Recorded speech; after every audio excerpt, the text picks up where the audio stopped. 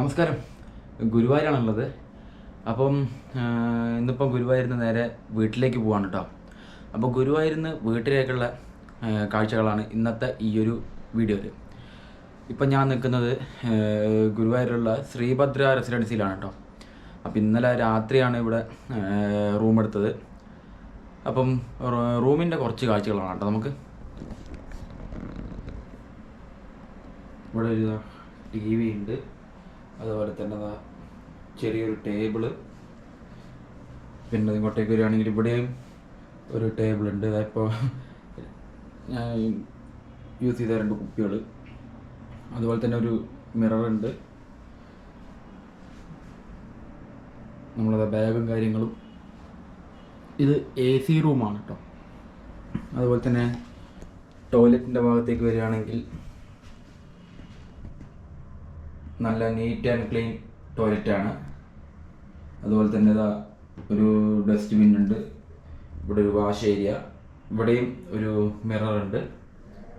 അതുപോലെ തന്നെ കുളിച്ച് കഴിഞ്ഞാൽ തോർത്താൻ വേണ്ടിയിട്ടുള്ള ടവലും ഇവർ പ്രൊവൈഡ് ചെയ്യുന്നുണ്ട്. അപ്പോൾ ഇതൊക്കെയാണ് ഈ ടോയ്ലറ്റിൻ്റെ ഒക്കെ കാഴ്ച. അതുപോലെ തന്നെ ഈ ഭാഗത്തേക്ക് വരികയാണെങ്കിൽ ഇവിടെയും ഒരു കബോർഡ് ഉണ്ട് കേട്ടോ. ഇതൊരു സ്ലൈഡിങ് ആണ്. ഇവിടെ ഒരു കബോർഡ് ഉണ്ട്, 2 ഹാങ്ങറൊക്കെ കൊടുത്തിട്ടുണ്ട്. അപ്പോൾ ഇതാണ് ഞാൻ എടുത്ത റൂമിൻ്റെ ഓവറോൾ കാഴ്ചകൾ.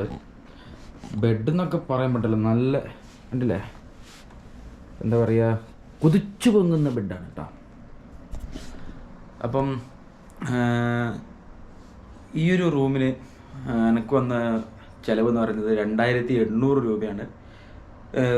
കേൾക്കുമ്പോൾ നമുക്ക് ഓവറായിട്ട് തന്നെ തോന്നും, കാരണം ഇതൊരു സീസൺ ടൈമാണ്. അപ്പം റൂമുകളൊക്കെ കിട്ടാൻ വളരെ ബുദ്ധിമുട്ടാണ്. അതുപോലെ തന്നെ ചെറിയ ചെറിയ ലോഡ്ജുകളൊക്കെ ഉണ്ടാവുമല്ലോ, അതൊക്കെ ഫുള്ളായിരിക്കും. പിന്നെ നമുക്ക് വേറെ വഴിയില്ല, കാരണം പാലക്കാടത്തെ കാഴ്ചകളൊക്കെ കണ്ട് രാത്രി ഒരു 12:30 ടൈമിലാണ് ഞാനിവിടെ വന്നത്. ആ സമയത്ത് നമുക്ക് വേറെ റൂമൊന്നും കിട്ടണമെന്നുമില്ല. അപ്പോൾ അങ്ങനെയാണ് ഞാൻ ഈ ഒരു റൂം എടുത്തത്. ഇത് നമ്മുടെ കിഴക്കേക്കോട്ട തന്നെയാണ് വരുന്നത് കേട്ടോ. സോറി, കിഴക്കേക്കോട്ടയല്ല, കിഴക്കേ നടയിലാണ് വരുന്നത്. കിഴക്കേക്കോട്ട എന്ന് പറഞ്ഞു, കിഴക്കേ നടയിൽ തന്നെയാണ് ഈ ഒരു റൂം വരുന്നത് കേട്ടോ. അപ്പോൾ ഈ ഒരു റെസിഡൻസിയുടെ പേര് ശ്രീഭദ്ര റെസിഡൻസിയാണ്. അപ്പം നല്ല അടിപൊളി റൂം തന്നെയാണ്, കുഴപ്പമൊന്നുമില്ല, നല്ല സർവീസും കാര്യങ്ങളൊക്കെ തന്നെയാണ്. ഇപ്പോൾ നമ്മൾ സമയം കളയുന്നില്ല. ഇപ്പോൾ സമയം 1:50 അപ്പോൾ നമുക്ക് 1:30ക്കാണ് ഇവിടുന്ന് തൃശ്ശൂരേക്ക് ട്രെയിനുള്ളത് കേട്ടോ. അപ്പോൾ ഇവിടുന്ന് തൃശ്ശൂർ പോയിട്ട് തൃശ്ശൂരിൽ നിന്ന് മംഗളയ്ക്ക് വടകര പോകാനാണ് ഞാൻ പ്ലാൻ ചെയ്യുന്നത് കേട്ടോ. ഇപ്പോൾ സമയം 1:50, 1:30ക്കാണ് ഇവിടുന്ന് ട്രെയിൻ ഉള്ളത്. സമയം കളഞ്ഞിട്ട് നമുക്ക് നേരെ വെക്കേറ്റ് ചെയ്തിട്ട് പുറത്തേക്ക് ഇറങ്ങാം. അങ്ങനെ നമ്മളിത് റൂമിൽ നിന്നൊക്കെ വെക്കേറ്റ് ചെയ്ത് പുറത്തേക്ക് ഇറങ്ങി കേട്ടോ. അപ്പോൾ ഇതാ ശ്രീഭദ്ര റെസിഡൻസി, ഇവിടെയാണ് ഞാൻ താമസിച്ചത്. അതായത് നമ്മുടെ കിഴക്കേ നടയുടെ ഭാഗത്തായിട്ട് തന്നെയാണ് ഈ ഒരു സ്റ്റേ വരുന്നത് കേട്ടോ.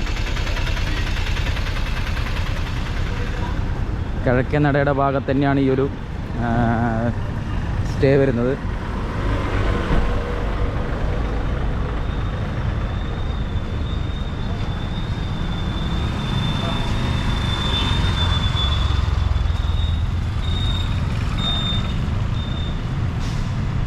നമുക്കിനി തീരെ സമയമില്ല കേട്ടോ. 35 മിനിറ്റ് മാത്രമാണ് നമുക്ക് ആകെ ഉള്ള സമയം.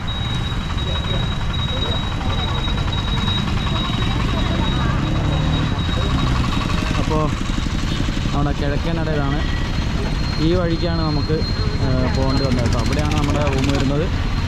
അതായത് നമ്മുടെ കിഴക്കേ നടയുടെ ഗോപുരത്തിൻ്റെ അവിടെ നിന്ന് വലത്തോട്ടേക്കുള്ള ഈ ഒരു വഴി കേട്ടോ. ഇനി ഈ വഴിയാണ് നമുക്ക് റെയിൽവേ സ്റ്റേഷനിലേക്കായാലും ബസ് സ്റ്റാൻഡിലേക്കായാലൊക്കെ പോകേണ്ടത്.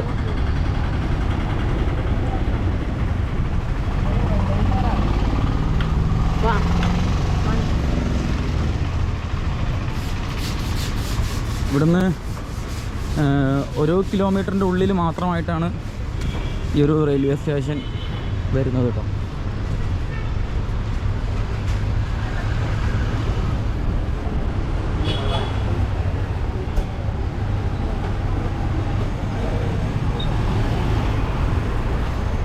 അതായത് നമ്മുടെ ഗുരുവായൂർ അമ്പലത്തിൻ്റെ കിഴക്കേ നടയുടെ ഭാഗത്തായിട്ടാണ് റെയിൽവേ സ്റ്റേഷനായാലും അതുപോലെ തന്നെ പ്രൈവറ്റ് ബസ് സ്റ്റാൻഡൊക്കെ വരുന്നത്. അതുപോലെ തന്നെ പടിഞ്ഞാറേ നടയുടെ ഭാഗത്താണ് KSRTC ബസ് സ്റ്റാൻഡ് വരുന്നത് കേട്ടോ. അപ്പോൾ നമ്മൾ നേരെ വെച്ച് പിടിക്കുകയാണ്. അരമണിക്കൂറുള്ളൂ, സമയമില്ല. ഒരു 10 മിനിറ്റ് നടക്കാനുള്ള ദൂരം മാത്രമേ ഉള്ളൂ. എന്തായാലും നമ്മളൊന്ന് സ്പീഡ് കൂട്ടുകയാണ്. എന്താണെന്ന് വെച്ചാൽ അത് വലിയ കഥയാണ്. അതായത് ഇന്നലെയല്ല, ഇന്ന് വെളുപ്പിന് 12:30 ഞാനിവിടെ എത്തി. അപ്പം തന്നെ കുളിച്ച് ദർശനത്തിന് വേണ്ടി വരി നിന്നാണ്. സത്യം പറയാലോ, പ്രതീക്ഷിച്ചതിലും കൂടുതൽ തിരക്കാണ് ഇത്തവണ ഉണ്ടായത് കേട്ടോ. ഞാൻ പുറത്തിറങ്ങിയത് 10:30-ക്കാണ്. ദർശനം കഴിഞ്ഞ് പുറത്തിറങ്ങിയത് 10:30-ക്കാണ്. 1:30-ക്ക് ക്യൂ നിന്നിട്ട് 10:30-ക്കാണ് നമ്മൾ ദർശനം കഴിഞ്ഞ് പുറത്തിറങ്ങിയത്. അത്രയും തിരക്കാണ് ഉണ്ടായത്. അപ്പോൾ നമ്മൾ നേരെ മഞ്ജുളാലിൻ്റെ ഭാഗത്തേക്ക് എത്തിയിട്ടോ.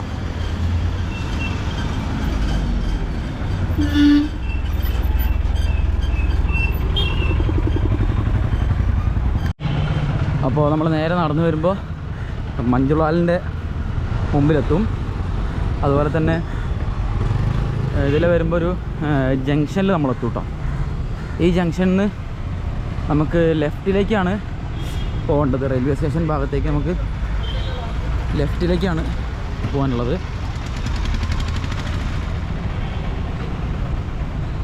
ഈ ഒരു മഞ്ജുളാലിൻ്റെ മുഴുവനായിട്ടുള്ളൊരു വ്യൂ എന്ന് പറയുന്നത് ഇത് തന്നെയാണ് കേട്ടോ. അങ്ങനെ നമ്മൾ നടന്നത് ആ ഒരു ജംഗ്ഷനിലേക്ക് എത്തി കേട്ടോ. അപ്പോൾ ഈ നേരെ കാണുന്ന ബ്രിഡ്ജ് കയറി പോകുന്നത് തൃശ്ശൂർ ഭാഗത്തേക്കാണ്. അതുപോലെ തന്നെ റൈറ്റ് പോകുന്നത് എറണാകുളത്തേക്കാണ് കേട്ടോ. നമുക്ക് ലെഫ്റ്റിലേക്കാണ് പോകാനുള്ളത്. ഇവിടെ റെയിൽവേ സ്റ്റേഷൻ 200 മീറ്റർ എന്നൊക്കെ എഴുതിയിട്ടുണ്ട് കേട്ടോ.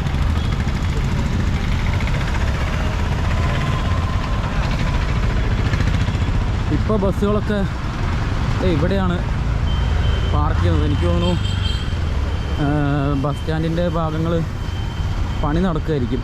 അതായിരിക്കും ഇവിടെ ബസ്സുകളൊക്കെ പാർക്ക് ചെയ്യുന്നത്.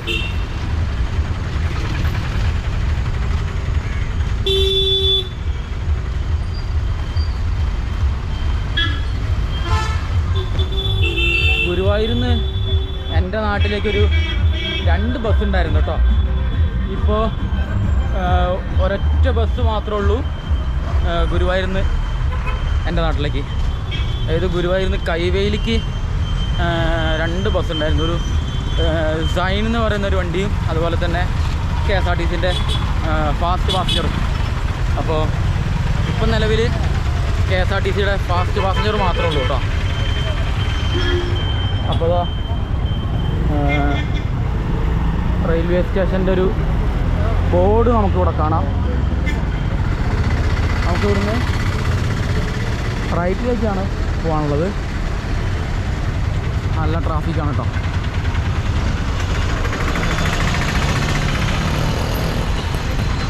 നമുക്കിവിടുന്ന് റൈറ്റിലേക്കാണ് പോകേണ്ടത്. അപ്പോൾ നമ്മളിതാ റെയിൽവേ സ്റ്റേഷൻ്റെ ഭാഗത്തേക്ക് എത്തി കേട്ടോ. ഇവിടെ റെയിൽവേ സ്റ്റേഷൻ ഗുരുവായൂർ എന്നൊക്കെ പറഞ്ഞിട്ടൊരു ബോർഡൊക്കെ വെച്ചിട്ടുണ്ട്. അതുപോലെ തന്നെ ഈ റെയിൽവേ സ്റ്റേഷൻ്റെ ഭാഗത്തായിട്ട് തന്നെയാണ് പാർത്ഥസാരഥി ക്ഷേത്രവും അതുപോലെ തന്നെ വെങ്കടാചലപതി ക്ഷേത്രം കേട്ടോ.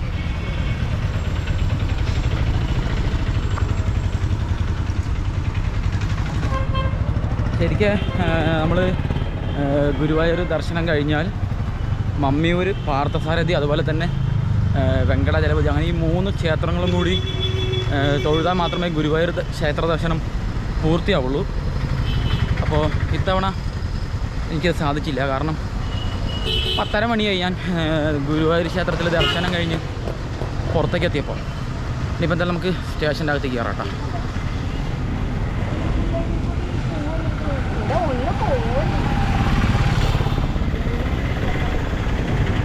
അപ്പോൾ ഈ ലെഫ്റ്റിലായിട്ടാണ് പാർത്ഥസാരഥി ക്ഷേത്രം വരുന്നത് കേട്ടോ. ഇതാണ് പാർത്ഥസാരഥി ക്ഷേത്രം വരുന്നത്. റെയിൽവേ സ്റ്റേഷൻ്റെ മുമ്പിലായിട്ട് തന്നെയാണ് അമ്പലം വരുന്നത്. പിന്നെ റെയിൽവേ സ്റ്റേഷൻ്റെ പുറകിലായിട്ടാണ് വെങ്കടാചലപതി ക്ഷേത്രവും വരുന്നത്. അപ്പോൾ നമ്മളിതാ സ്റ്റേഷൻ്റെ മുമ്പിലേക്ക് എത്തിയിരിക്കുകയാണ്. അവിടെ ഒന്നാമത്തെ പ്ലാറ്റ്ഫോമിൽ വണ്ടി കിടപ്പുണ്ട് കേട്ടോ. നമുക്ക് പോകാനുള്ള വണ്ടി അവിടെ കിടപ്പുണ്ട്.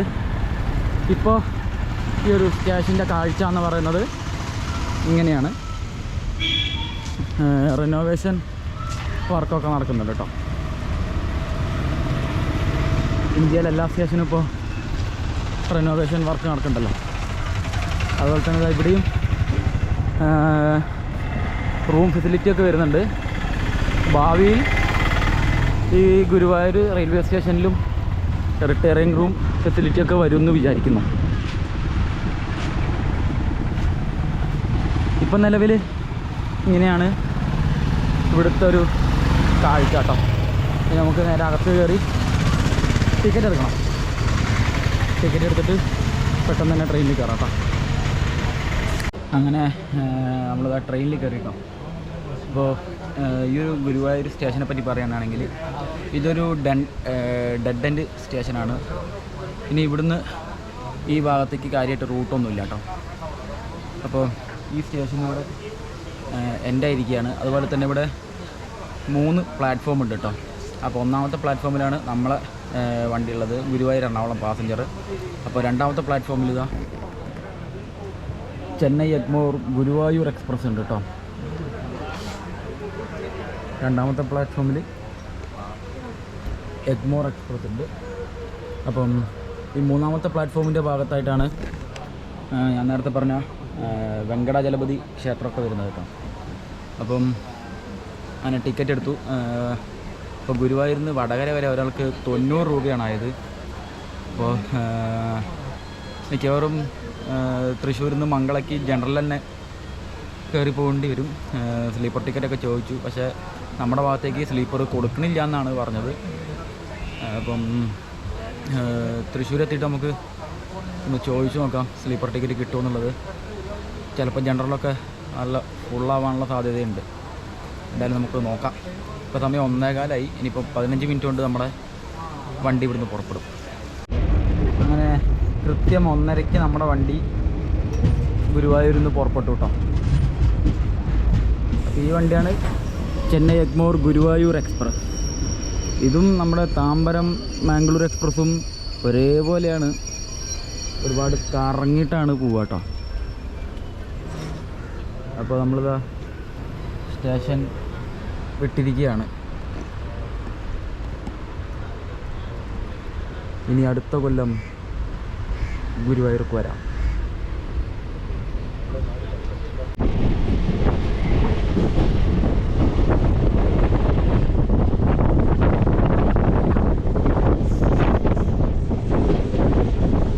ഈ ഒരു ഭാഗത്തുള്ള കാഴ്ച ഇങ്ങനെയാണ് കേട്ടോ.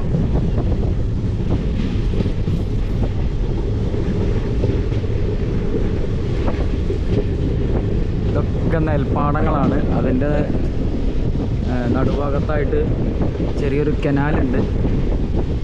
അതിൻ്റെ കരകളിലായി തെങ്ങും തോപ്പുകൾ. നല്ലൊരു സീനറി അല്ലേ ഇത്.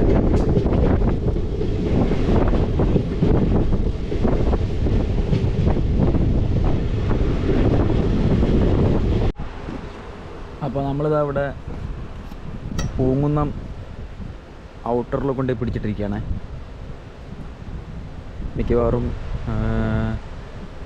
നമ്മുടെ ഷൊർണൂർ ഭാഗത്തേക്ക് ഏതെങ്കിലും ട്രെയിന് പോകാനുണ്ടാവും.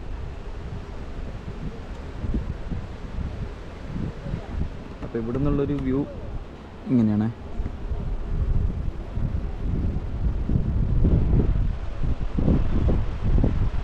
അവിടെ കുറച്ച് കൊക്കുകളൊക്കെ ഉണ്ട്.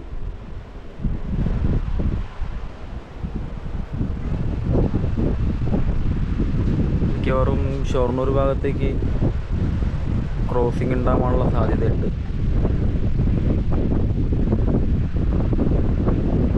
ഏകദേശം 5 മിനിറ്റായി നമ്മുടെ വണ്ടി ഇവിടെ നിൽക്കാൻ തുടങ്ങിയിട്ട് കേട്ടോ. അപ്പോൾ അതാ തൃശ്ശൂർ ഡയറക്ഷനിലേക്ക് ഒരു ട്രെയിൻ പോകുന്നുണ്ട് കേട്ടോ. അപ്പോൾ ഈ ട്രെയിൻ വരാൻ വേണ്ടിയാണ് നമ്മളിവിടെ പോസ്റ്റാക്കിയത്.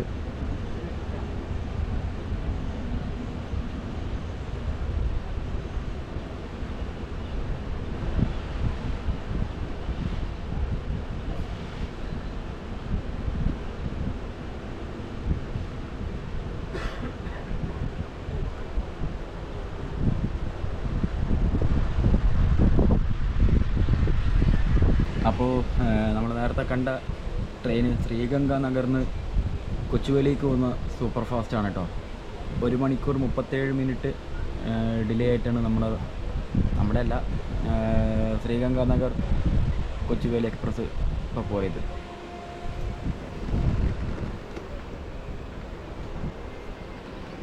നമുക്ക് സിഗ്നൽ കിട്ടിയിട്ടില്ല, ഇവിടെ തന്നെ കിടക്കുകയാണ്.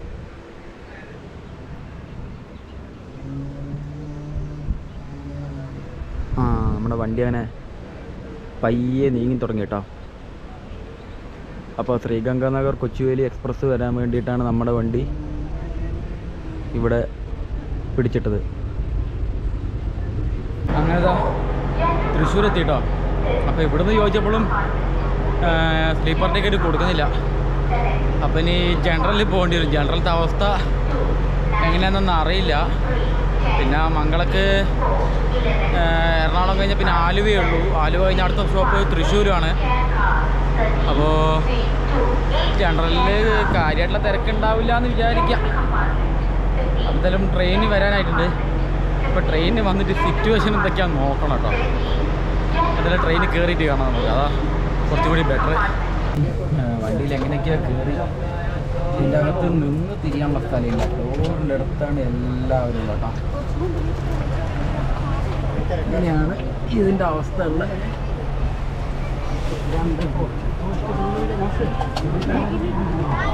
ഉണ്ടല്ലേ, ഇതുപോലെയാണ് നമ്മളെ വണ്ടീൻ്റെ അവസ്ഥ ഇപ്പോൾ. അപ്പോൾ ഇവിടുന്ന് വടകര വരെ ജനറൽ തന്നെയാണ്. സ്ലീപ്പർ കിട്ടിയില്ല. സ്ലീപ്പർ കിട്ടിയിരുന്നെങ്കിൽ കുറച്ചും കൂടി ബെറ്റർ ആയാലേ. അതിപ്പം വെക്കേഷൻ ടൈമാണ്. അതുപോലെ തന്നെ ദൂരയാത്രക്ക് ഒരുപാട് ആൾക്കാർ ചെയ്യുന്നുണ്ട്. അത് കാരണം സീറ്റൊക്കെ കിട്ടാൻ വളരെ ബുദ്ധിമുട്ടാണ്. ഇനി വടകര വരെ നമ്മൾ നിന്ന് യാത്ര ചെയ്യേണ്ടി വരും. എന്താ സുഖം.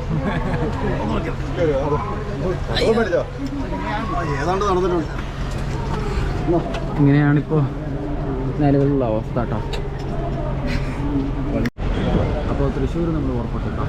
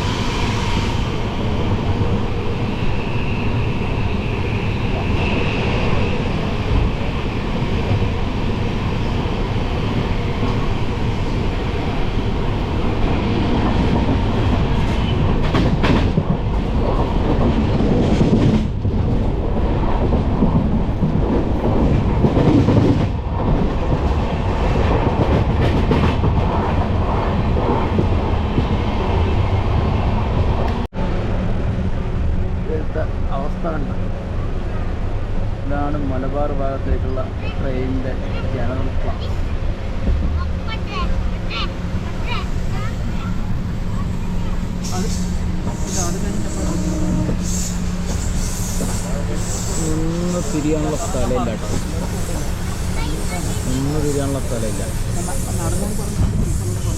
ഇതിൻ്റെ ഇടയിൽ ഏതെങ്കിലും ഒരു സർവീസ് ആരംഭിച്ചാൽ മലബാറുള്ള ആൾക്കാർക്ക് കുറച്ചും കൂടി ഒരു ആശ്വാസം. വേണ്ട, ഇതാണ് അവസ്ഥ.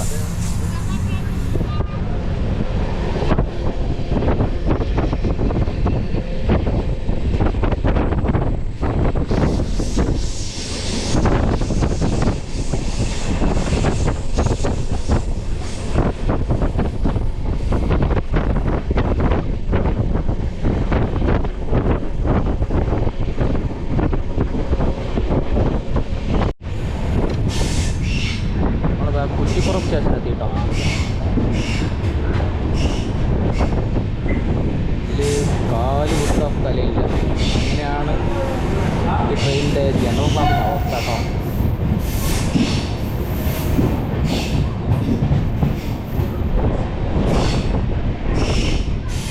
ഗുരുവായൂരൊക്കെ പോകാൻ പറ്റിയൊരു സ്റ്റേഷനാണ് കുറ്റിപ്പുറവും പട്ടാമ്പിയും.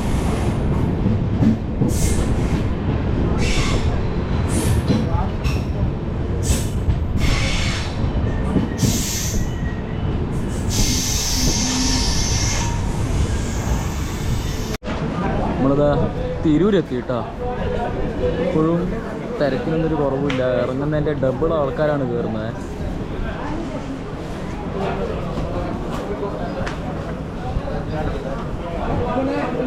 ഈ മലബാർ ഭാഗത്തുള്ള യാത്രക്കാരുടെ ദുരിതം എന്നവസാനിക്കും? ഇറങ്ങുന്നതിൻ്റെ ഡബിൾ ആൾക്കാരാണ് കയറിക്കൊണ്ടിരിക്കുന്നത്. ഒരു ഇഞ്ച് സ്ഥലമില്ല. കണ്ടില്ലേ, ഇതാണ് അവസ്ഥ മലബാറിലുള്ള യാത്രക്കാർക്ക് ട്രെയിനിൽ യാത്ര ചെയ്യുമ്പോഴുള്ളത്.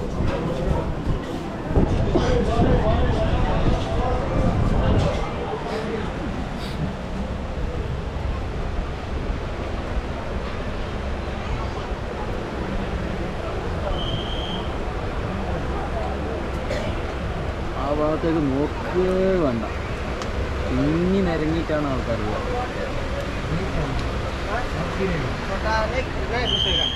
കണ്ടില്ലേ, ഈ അവസ്ഥ എന്ന് മാറും.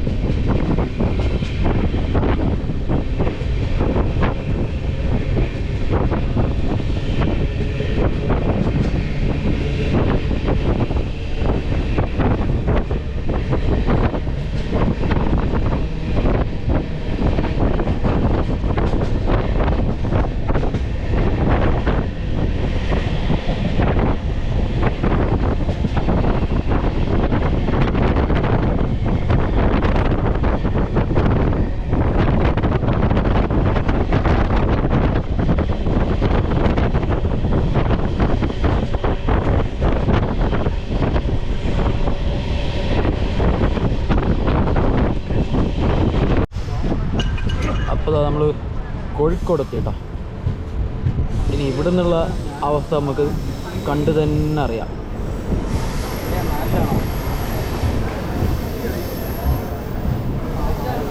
ദൈവമേ, ഇവിടുന്നും ഒരു ബറ്റാലിയൻ ആൾക്കാർ തന്നെ ഉണ്ട്.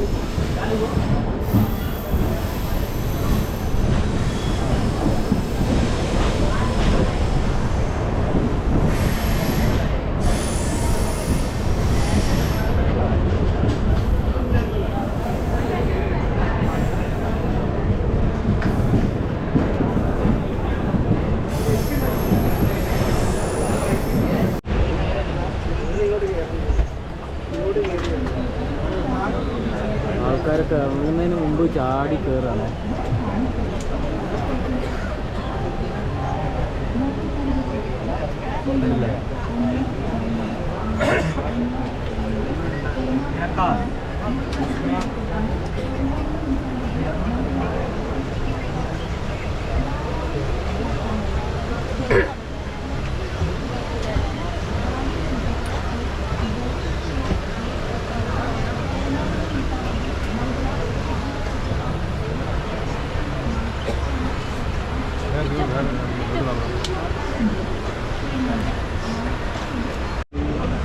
അപ്പോൾ വടകര എത്തി. നമ്മൾ വണ്ടി ഇറങ്ങുകയാണ്. അയ്യോ അങ്ങനെ വല്ലാത്തൊരു യാത്ര. ഇവിടെ ഞാൻ വടകര എത്തിച്ചേർന്നിരിക്കുകയാണ്.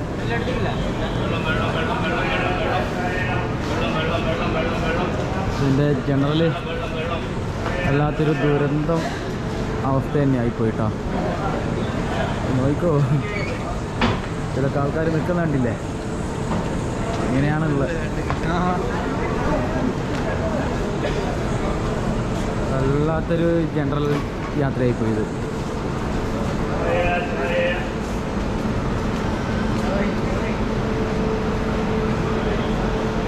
അപ്പോൾ മംഗള എക്സ്പ്രസ്സിന് ഇവിടെ സിഗ്നൽ കിട്ടി കേട്ടോ. ഇതിൻ്റെ എല്ലാം അകത്തുള്ള അവസ്ഥ ഉണ്ടോ, ഇങ്ങി നിറഞ്ഞിട്ടുള്ള.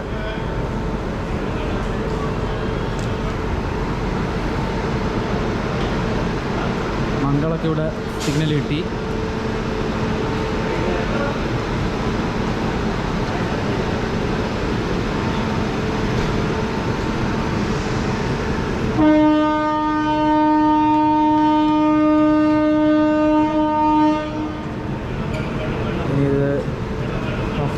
നിസാമുദ്ദീനെ ലക്ഷ്യമാക്കി കുതിക്കുകയാണ്.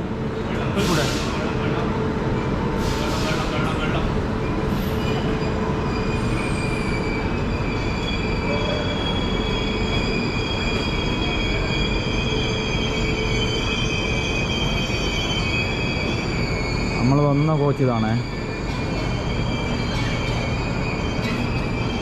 ഒട്ടുമിക്ക ആൾക്കാരും ഇവിടെ തന്നെ ഇറങ്ങി. കോഴിക്കോട് വരെ ഭയങ്കര ദുരിതം നിറഞ്ഞ യാത്ര തന്നെയായി പോയി കേട്ടോ.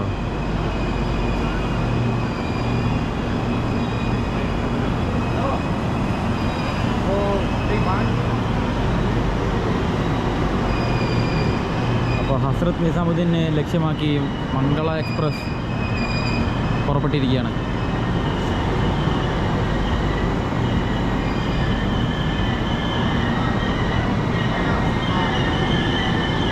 ഇതിൻ്റെ തേർഡ് AC എക്കണോമിയാണ് കേട്ടോ ഇത്.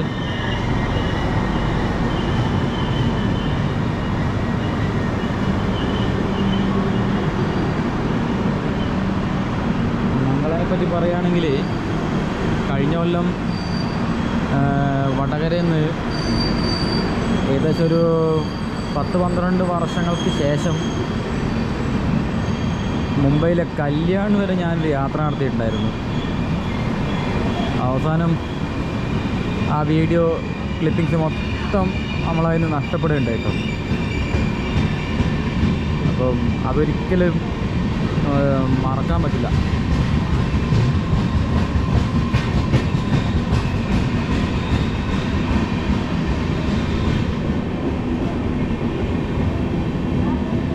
ബാക്കിലും സമാനമായ അവസ്ഥ തന്നെയാണ് കേട്ടോ, ബാക്കിലത്തെ ജനറലും.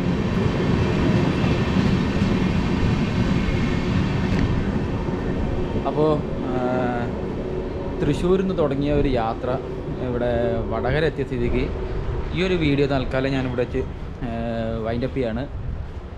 അപ്പോൾ ഈ മലബാറത്തെ ആൾക്കാർ എപ്പോഴും നേരിട്ടുകൊണ്ടിരിക്കുന്ന ഒരു പ്രശ്നമാണ്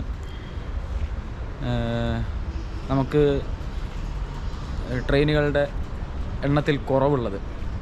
അതിന് ഏറ്റവും വലിയ ഉദാഹരണമാണ് ഇന്നിപ്പോൾ ഞാൻ ചെയ്ത യാത്ര കേട്ടോ. അതായത് നമ്മളെ തൃശ്ശൂർ ഭാഗത്തുനിന്ന് 10:30ക്കുള്ള ഏറനാട് കഴിഞ്ഞാൽ അത് കഴിഞ്ഞാൽ നീണ്ടൊരു ഗ്യാപ്പ് കഴിഞ്ഞിട്ടാണ് 1 മണിക്ക് പരശുരാം വരുന്നത്. പരശുരാമം ഇതേപോലെ നിന്ന് വന്ന് അതൊരു നേരത്താണ് ഇവിടെ വടകര എത്തുന്നത്. അപ്പം പരശുരാമം കഴിഞ്ഞാൽ അടുത്ത ഒരു നീണ്ട ഗ്യാപ്പിന് ശേഷമാണ് നമ്മുടെ മംഗള എക്സ്പ്രസ് വരുന്നത്. അതിനും സമാനമായ അവസ്ഥയാണ്. അപ്പോൾ മലബാർ ഭാഗത്തേക്ക് കാര്യമായിട്ടുള്ള ട്രെയിൻ സർവീസൊന്നും ഇല്ലയെന്ന് തന്നെ പറയാം കേട്ടോ. നീണ്ടൊരു ഗ്യാപ്പ് കഴിഞ്ഞിട്ടാണ് ഒരു വണ്ടി വരുന്നത്. ഇതിപ്പോൾ ഇതിൻ്റെ തൊട്ട് പുറകിലായിട്ട് നേത്രാവതി വരുന്നുണ്ട്. അത് കഴിഞ്ഞാൽ പിന്നെ കാസർഗോഡ് ഭാഗത്തേക്ക് വേറെ ട്രെയിനൊന്നുമില്ല. പിന്നെ വരുന്നത് കോയമ്പത്തൂരിൽ നിന്ന് കണ്ണൂരേക്കുള്ളൊരു സ്പെഷ്യലാണ്. അത് കഴിഞ്ഞിട്ട് വരുന്നത് ജനശതാബ്ദി, പിന്നെ ആലപ്പുഴ കണ്ണൂർ എക്സിക്യൂട്ടീവ്. ഇതും അതായത് മംഗളയും നേത്രാവതിയും കഴിഞ്ഞാൽ കാസർഗോഡ് ഭാഗത്തേക്ക് വേറെ ട്രെയിൻ സർവീസോ കാര്യങ്ങളോ ഒന്നും തന്നെ ഇല്ല. അതാണ് മലബാറത്തെ യാത്രക്കാർ അനുഭവിക്കുന്ന ദുരന്തം. ഒരുപാട് കാലമായി പറയാനാണെങ്കിൽ കൂടുതൽ ഒരുപാട് കാര്യങ്ങൾ പറയാനുണ്ട്. അപ്പം ഞാൻ പറഞ്ഞധികം ദീർഘിപ്പിക്കുന്നില്ല. അപ്പോൾ എന്തായാലും തൃശ്ശൂരിൽ നിന്ന് തുടങ്ങിയ യാത്ര ഇവിടെ വടകര എത്തിയ സ്ഥിതിക്ക് ഈ ഒരു വീഡിയോ തൽക്കാലം ഇവിടുന്ന് വൈൻഡപ്പ് ചെയ്യാണ് കേട്ടോ. അപ്പോൾ എന്തായാലും നമുക്കിനി അടുത്ത ദിവസം മറ്റൊരു വീഡിയോ കാണാം. അതുവരയ്ക്കും ബൈ.